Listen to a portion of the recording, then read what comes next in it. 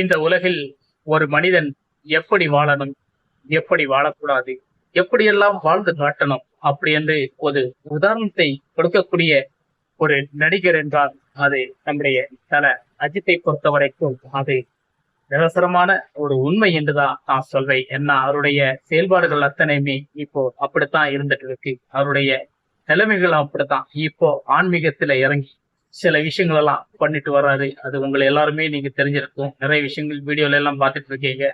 ஆன்மீகத்தில் இறங்கி அவரு மக்களுக்கும் அவருக்கான குடும்பங்களுக்கும் ஒரு ஆசீர்வாதம் நிச்சயம் அவருக்கு தேவை என்று ஒரு அஸ்திவாரத்தை இப்போது பதிக்கிறார். ஒருத்தர் மேல நீங்க விசுவாசம் காட்டுறதுக்காக இன்னொருத்தரையும் அசிங்கப்படுத்துறீங்க.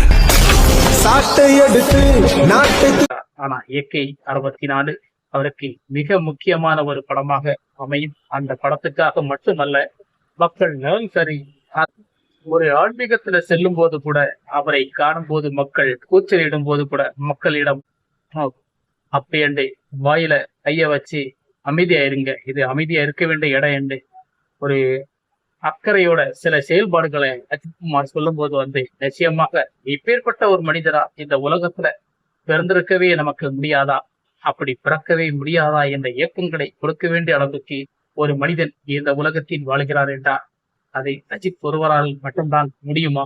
அப்படி முடியாதென்ற கட்டத்தில் பல மனிதர்கள் இது போன்று வாழ்ந்தார், இதே போல் மாறிக்கொண்டு நமக்கு வந்தார்.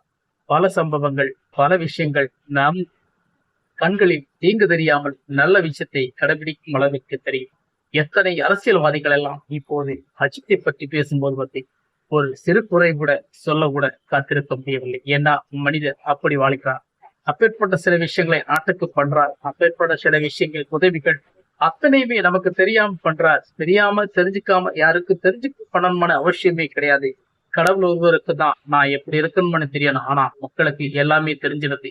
மக்கள் கண்டுபிடிக்கிறாங்க இந்த மனிதர் எப்படி இருக்கிறார், எப்படி இருக்கார். அவரை பற்றி சொல்கின்ற அத்தனை மனிதர்களுடைய தலையை பற்றி சொல்லும் போது ஒரு நெகட்டிவான ஒரு சம்பவத்தை சொல்லவே தேவையில்லை, சொல்லவும் முடியாது. அப்பேற்பட்ட ஒரு மனிதனா வாழ்ந்துட்டு இருக்கிறார்.